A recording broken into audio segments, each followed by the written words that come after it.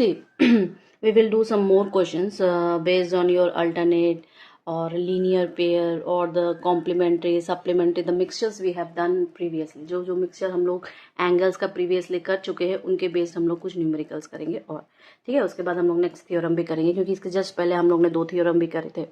ठीक है, so first question देखिए, द फिगर, ये हमारा लेक्चर नंबर 3 है, लाइंस और एंगल्स का, class 9, lines and angles, class 9 math. ठीक है, देखो, in figure OP bisect angle BOC and OQ bisect angle AOC, show that P O Q 90 degree का. तो पी ओ क्यू ये वाले जो एंगल है टोटल वो 90 डिग्री की प्रूफ करनी है. बहुत इजी है क्योंकि हम जानते हैं, देखो कैसे करेंगे, क्योंकि since OP bisect angle B O C, ठीक है, तो देयरफॉर क्या हो जाएगा, angle B O C is equal to twice of angle P O C. हो जाएगा कि नहीं. फर्स्ट अगेन हम कहेंगे भैया कि आपका जो ओ क्यू है वो बाइसेक्ट कर रहा है, बाइसेक्ट्स आपके एंगल ए ओ सी को बाइसेक्ट कर रहा है. देयरफॉर आपका जो एंगल ए ओ सी है वो क्या हो जाएगा, twice of angle Q O C हो जाएगा. जब ये हो जाएगा तो इसका मतलब, ये दूसरा इक्वेशन डाल दो, तो क्योंकि ये जो आपकी रे ओसी है, ओसी रे, ये ओ और सी रे स्टैंड किस पे कर रही है, ए बी पे कर रही है, तो हम लिखेंगे OC stands on line A B पे लाइन कर रही है. देयरफॉर हम कहेंगे कि angle A O C plus angle B O C is equal to 180 degree. क्यों होगा 180 डिग्री के, क्योंकि लीनियर पेयर है, क्योंकि ये लीनियर पेयर है. ठीक है, तो ये क्या एम्प्लॉय कर रहा है कि twice of angle Q O C plus twice of angle P O C is equal to 180 degree. ठीक है, तो इससे हमें ये मिलेगा कि twice of angle P O C plus angle Q O C is equal to आपका 180 degree, यानी कि angle P O C plus angle Q O C is equal to 90 degree. ये इम्प्लाई कर रहा है कि angle P O Q is equal to 90 degree.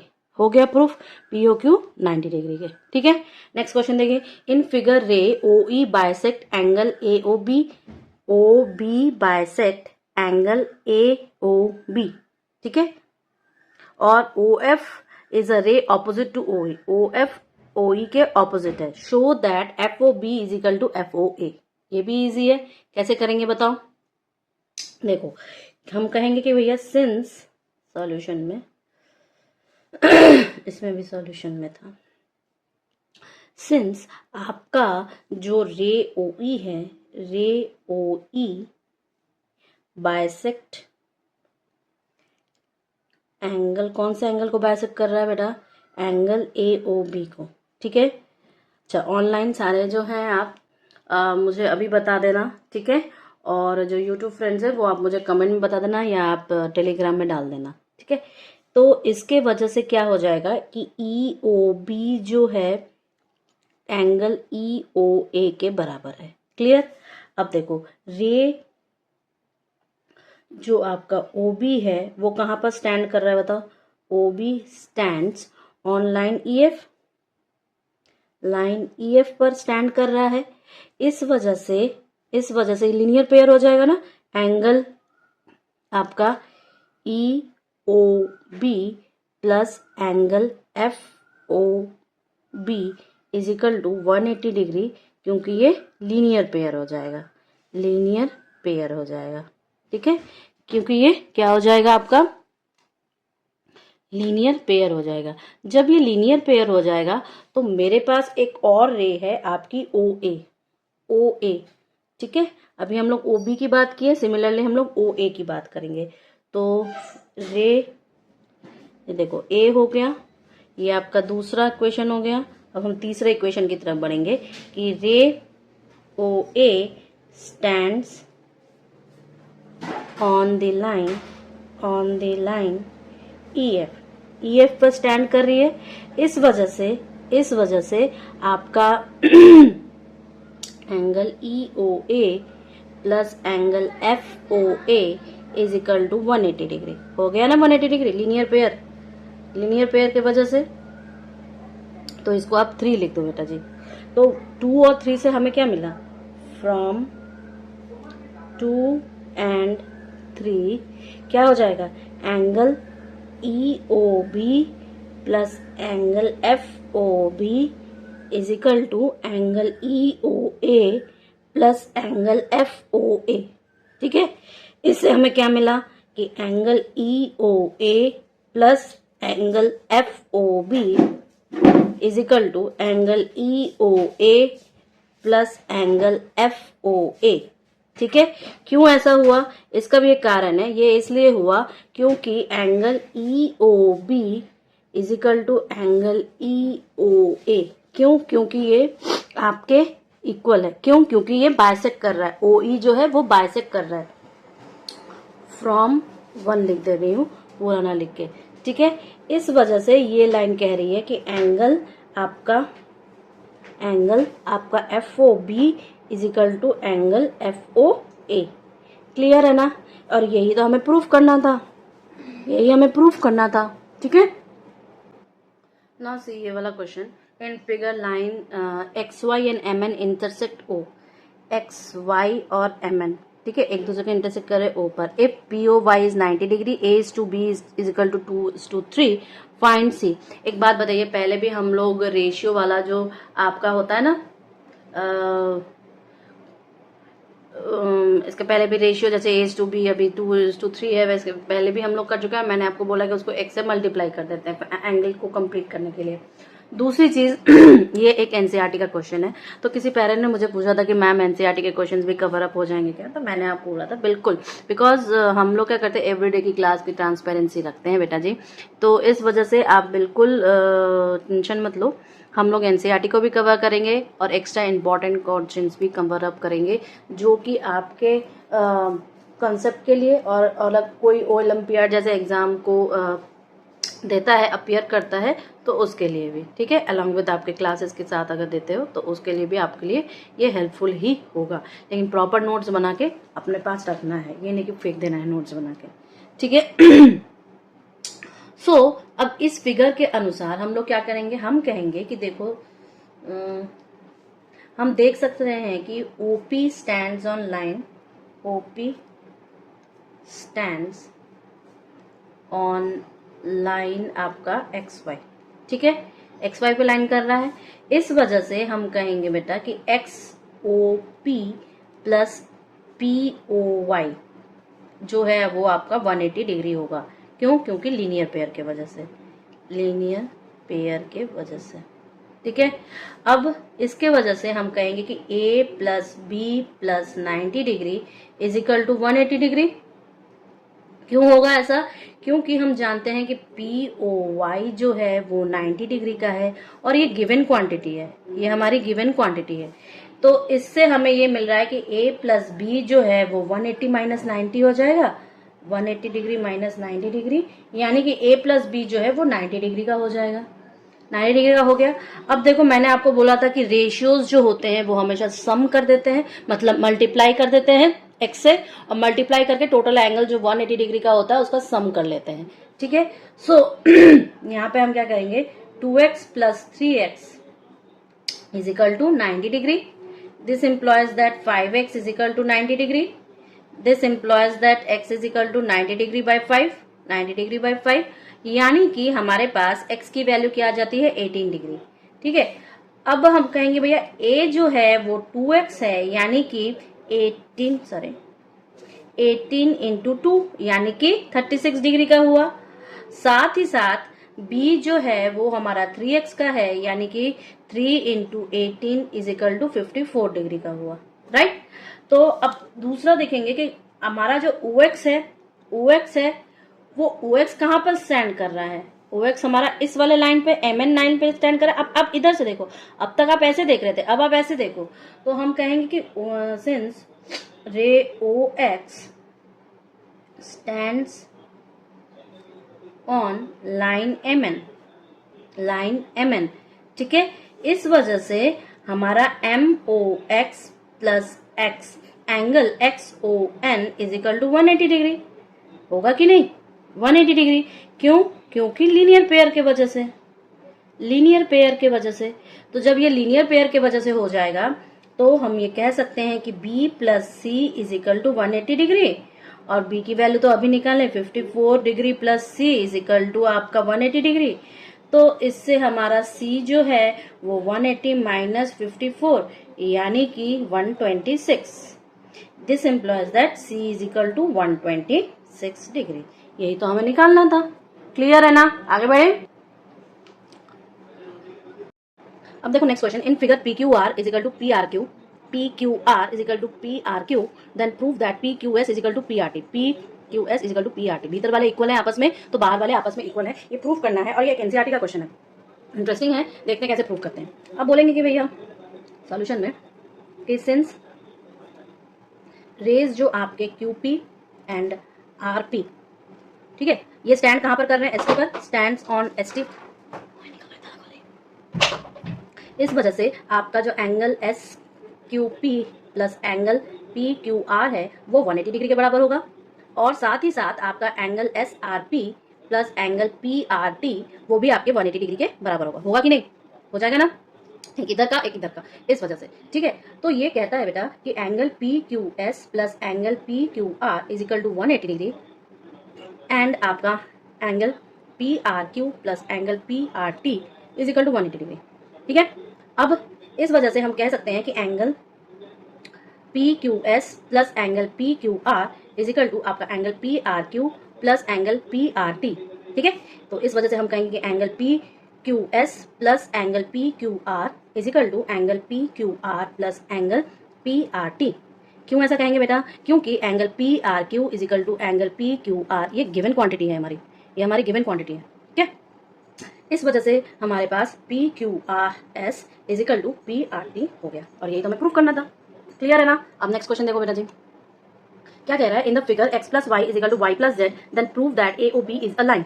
देखो A O B एक लाइन है, ये हमें प्रूव करना है, लेकिन कैसे कि एक्स ये दोनों इक्वल है ये दोनों के, ठीक है, ये दोनों एक दूसरे के इक्वल है। तो बस कुछ नहीं, हम जानते हैं कि सारे एंगल का सम क्या होता है? 360 होता है, हमने ये थ्योरम भी किया है, बस उसी को इस पर अप्लाई कर देंगे। देखो इसके सॉल्यूशन में लिखेंगे द सम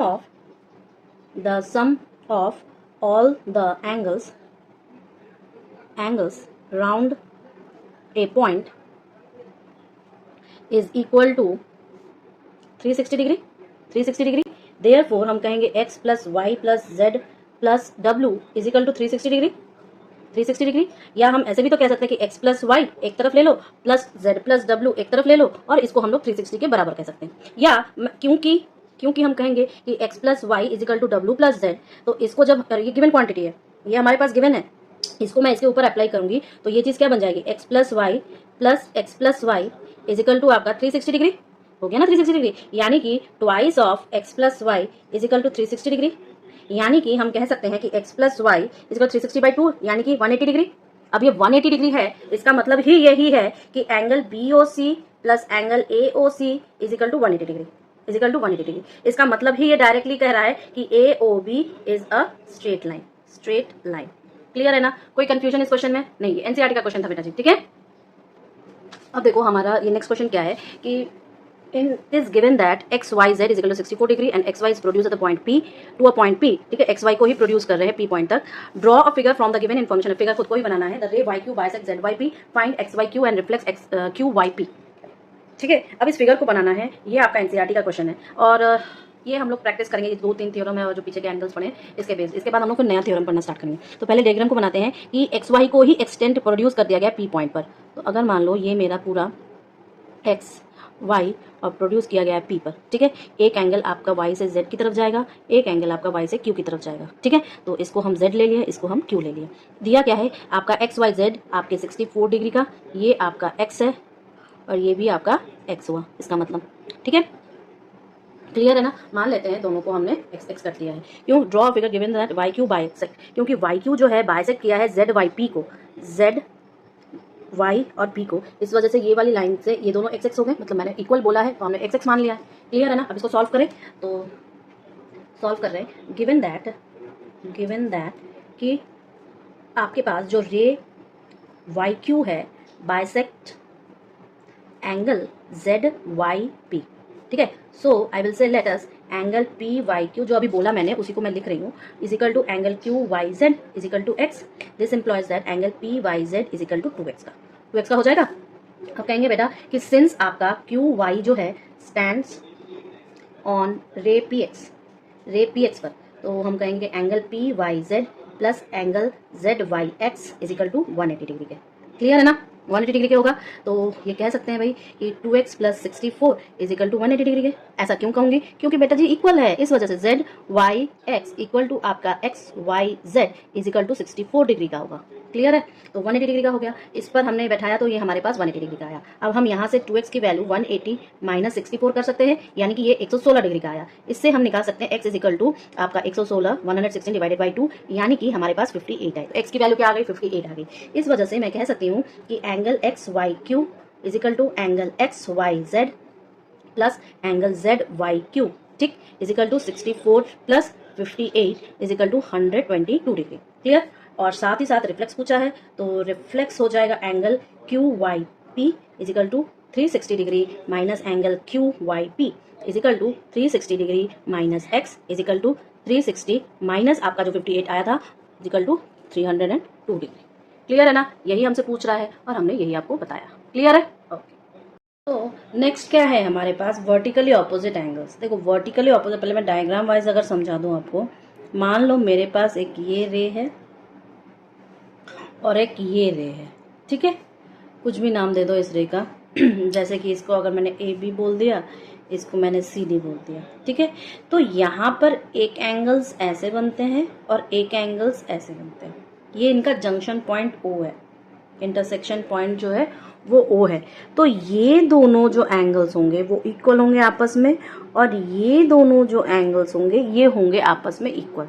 इन्हीं को ही हम वर्टिकली ऑपोजिट, तो इसको और इसको वर्टिकली ऑपोजिट कहेंगे और इसको वर्टिकली ऑपोजिट कहेंगे, ठीक है। तो अगर मैं डेफिनेशन के तौर पे लिखना चाहूँ वर्टिकली ऑपोजिट एंगल्स, तो हम कहेंगे कि टू एंगल्स आर कॉल्ड क्योंकि ये पेयर में होते हैं तो a pair of vertically opposite angles,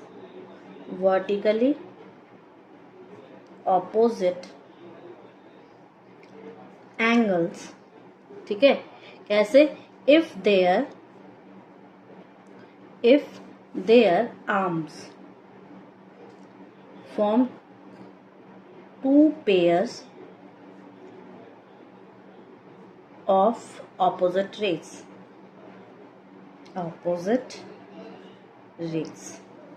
ठीक है। इन्हीं को हम लोग वर्टिकली ऑपोजिट एंगल्स कहेंगे। अब हम लोग एक थ्योरम पढ़ेंगे और फिर थ्योरम के बाद इस क्लास को ऑफ करेंगे। नाउ सी क्या दिया है थ्योरम 3 कि if two lines intersect then the vertically opposite angles are equal. जो अभी हम लोगों ने आपको थ्योरी वाइज बताया था वो अभी हम लोग प्रूफ करेंगे। कैसे प्रूफ करेंगे? तो थ्योरम को लिखने का तरीका होता है, मैंने बोला था कि गिवन प्रूव, अगर कोई कंस्ट्रक्शन है तो कंस्ट्रक्शन फिर प्रूफ करेंगे, ठीक है। तो गिवन क्या है बेटा? गिवन है ये इस डायग्राम के हिसाब से टू लाइंस आपके A B and C D, ठीक है, intersect at a point O, ठीक है। टू प्रूव क्या करना है आपका?